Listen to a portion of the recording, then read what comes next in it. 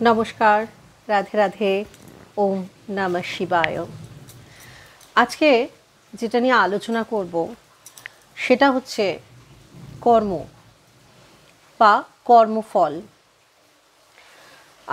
আমাদের একমাত্র কর্মই হচ্ছে আমাদের সত্যিকারের সাথী। সেটা কিভাবে একটু বুঝে নিই।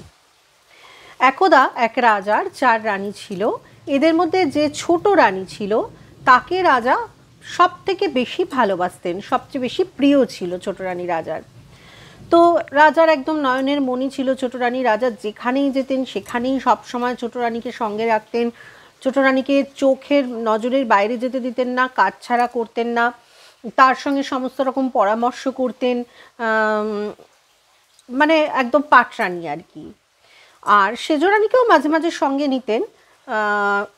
আর মেজরানীকে সাধারণত অন্দরমহলের বাইরে তিনি নিয়ে যেতেন না বা যেতে দিতেনও না।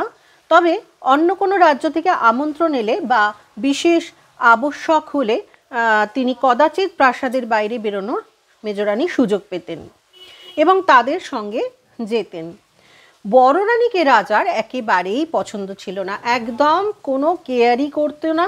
দূরের একটা মহলে বড় রানীকে রাজা রেখে দিতেন। বড় রানী সেখানে একদম একাকী নিঃসঙ্গ থাকতেন। এভাবেই 4 রানীর সাথে রাজার জীবন কেটে গেল। একদিন রাজার অন্তিম সময় উপস্থিত হলো।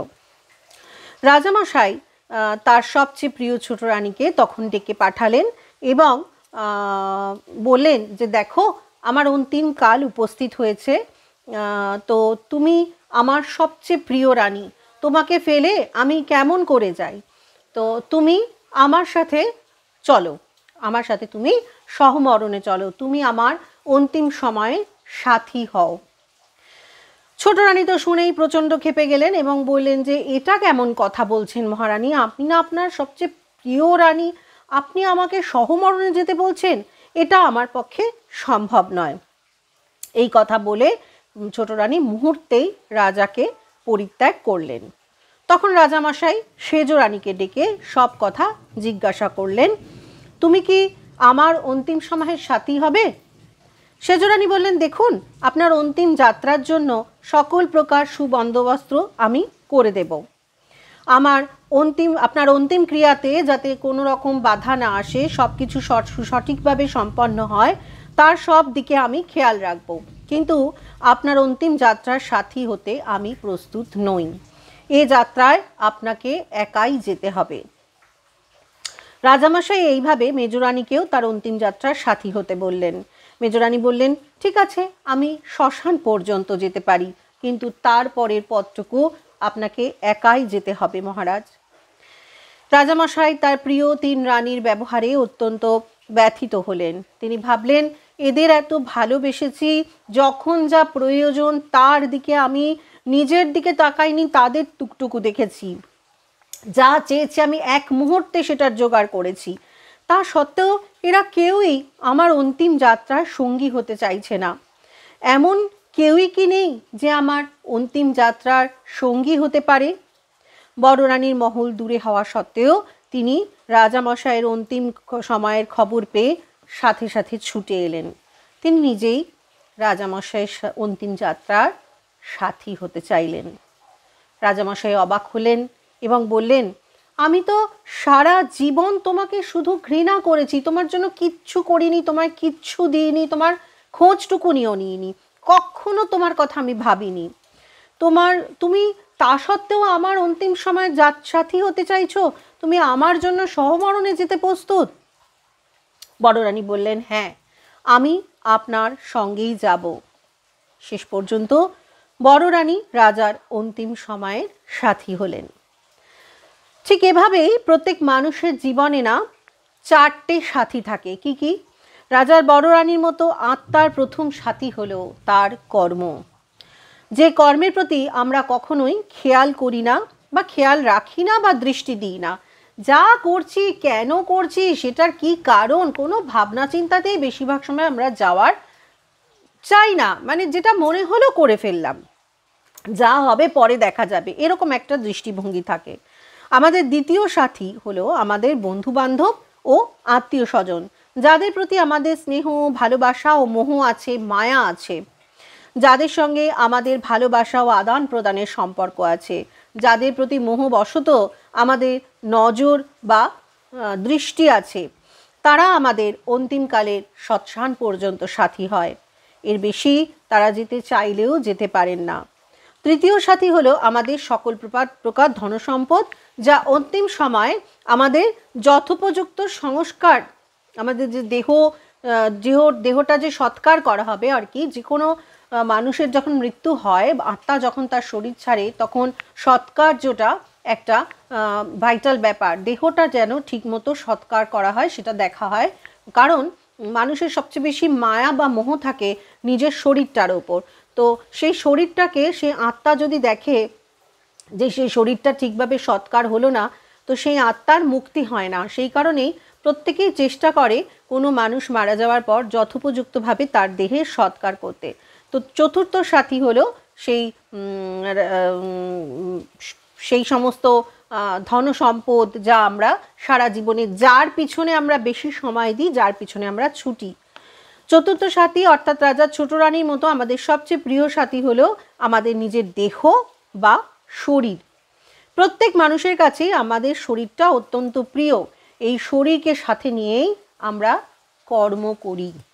আমরা যে যা কাজ আমরা জীবদ্দশায় করি সেটা কিন্তু আমাদের এই শরীরটাকে সাথে নিয়ে, অর্থাৎ কিনা ছোট রানীকে যেভাবে রাজা নিজের সাথে জুড়ে জুড়ে রেখে দিত, সাথে সাথে রেখে দিত, সেরকমভাবেই সবচেয়ে বেশি আমরা কেয়ারিং হই আমাদের শরীরটার প্রতি। সেজন্য নেই আমিত্ব, এই ম্যাপন, অর্থাৎ এ আমাকে ওটা বললো, ও আমাকে ওটা দিল না, ও আমাকে গুরুত্ব দিল না, ও আমাকে কষ্ট দিল, ও আমাকে কেয়ার করলো না, আমার কি প্রয়োজনও বুঝলো না, আমার মনের কথাটা বুঝলো না, অর্থাৎ সব কিছু কিন্তু আমি আমার এই শরীরটার জন্য। তাহলে সব থেকে বেশি আমরা পৃথিবীতে কাকে ভালোবাসি না, আমার এই শরীরটাকে। আর সেটার দ্বারাই কিন্তু আমরা কর্ম করতে পারি। আত্মা আর দেহ এমনভাবে মিলেমিশে থাকে যেন দুজনের মধ্যে গভীর ভালোবাসা ও আকর্ষণ আছে। দুইজনে যেন একে অপরকে ছেড়ে কোনোভাবেই থাকতে পারে না। কিন্তু যেদিন ওপরওয়ালার ডাক আসে, সেদিন আমরা যখন যে অবস্থায় যেখানেই থাকি না কেন, বাড়িতে, রাস্তাঘাটে, গাড়িতে, ঘোড়াতে, যে কোনো জায়গায়, সেইখানেই কিন্তু আমাদের আত্মার সঙ্গ এই শরীর ছেড়ে দেয়। ঠিক সেই মুহূর্ত থেকেই শরীর আত্মার থেকে পৃথক হয়ে যায়। কিন্তু সেই মুহূর্তেও যে আমাদের পাশে থেকে আমাদের সঙ্গ ত্যাগ করে না, আমাদের অর্থাৎ আত্মার সাথী হয়, যার প্রতি আমরা জীবনভর কোনো রূপ দৃষ্টি দিই না, যার কথা আমরা ভাবি না, এক প্রকার না ভেবেই সারা জীবন চলি, সেই কর্মই হচ্ছে একমাত্র আমাদের এই অন্তিম সময়ের সাথী হয়। দেখবেন একজন মানুষ খুব খারাপ, মারা যাওয়ার পরে আমরা কি করি, তার নামে কিন্তু মুখে ভালো কথা হয়তো বলে দিই, 2-4 দিন পিছনে গেলেই বলি খুব একদম জঘন্য মানুষ ছিল, অর্থাৎ কিনা আমি কর্মটাই ওরকম করেছি, তাই সেই আমার সাথী হলো। আবার আমি যদি খুব ভালো মানুষ হই, তাহলে লোকে কিন্তু আমার মৃত্যুর পরেও আমাকে দীর্ঘদিন ভালোভাবেই স্মরণ করবে, অর্থাৎ কিনা সেই কর্মই, যে কর্ম আমি শরীর দ্বারা করেছি, সেই কর্মই আমার ভবিষ্যৎ ঠিক করছে, আমার সাথী হচ্ছে। একমাত্র কর্মই আমাদের অন্তিম সময়ের সাথী হয়, এমনকি আমাদের আগামী জীবনে ভবিষ্যৎকেও এই কর্মই সুরক্ষিত রাখে। অর্থাৎ আমরা কীরকমভাবে জন্মাবো, জন্মান্তর যদি থাকে, সেই জন্ম আমাদের কেমন হবে সেটাও কিন্তু আমাদের ইহজন্মের কর্মই অনেকটা ঠিক করে দেয়। তাই আত্মার সর্বাপেক্ষা উপকারী বন্ধু এবং অতি বিশ্বাসভাজন, তার প্রতি আমাদের জাগরণ থাকা অত্যন্ত আবশ্যিক। অর্থাৎ কিনা আমি কি কর্ম করছি, আমি কাকে কি বলছি, আমি কোন পদক্ষেপ নিচ্ছি, আমি কেন করছি সেটা, বা এর সুদূর প্রসারী ফল কি হতে পারে, এই সবটুকুই না আমাদের ভাবা উচিত এবং ভেবে তারপর কাজ করা বা কোনো কথা বলা উচিত। এবং আমাদের সর্বদাই শ্রেষ্ঠ কর্ম করার দিকে মনোযোগ দেওয়া উচিত, কারণ একমাত্র কর্মই আমাদের সঙ্গী হয়। যে দেহের প্রতি আমরা এত খেয়াল রাখি, অঙ্গসজ্জা করি, সাজিয়ে তুলি, নানা রকম খাবার ঔষধ দ্বারা যত্ন করি, সেই দেহই অন্তিম মুহূর্তে সকলের আগে আমাদের আত্মাকে ত্যাগ করে। কি বোঝা গেল এর থেকে? বোঝা গেল যে এই যে আমি, এই যে আমার শরীর, এই আমার সঙ্গ সবার আগে ছাড়বে। বাকিদের আর দোষ দিয়ে কি করব? একমাত্র যদি কেউ সঙ্গ দেয়, সে আমার কর্ম, সেই আমার নিয়তি ঠিক করবে যে আমার দুঃসময়ে, আমার শেষ সময় কে আমার সঙ্গে এসে দাঁড়াবে। আজ এ পর্যন্তই। অবশ্যই একটু মন দিয়ে, একবারে না বুঝলে বারে বারে ভিডিওটা শুনুন এবং লাইক, কমেন্টস, শেয়ার করুন তাদেরকে যাদেরকে আপনার এমন সুন্দর কথা পৌঁছে দেওয়ার ইচ্ছে হচ্ছে। আমরা এই ছোট্ট ছোট্ট কথাগুলো না একদম জীবনে মনে রাখি না, তাই এত জটিলতা। আজ এই পর্যন্তই। জয় শ্রীকৃষ্ণ, রাধে রাধে। সকলে ভালো থাকুন, সুস্থ থাকুন এবং ভালো কর্মের সঙ্গে জুড়ে থাকুন। নমস্কার।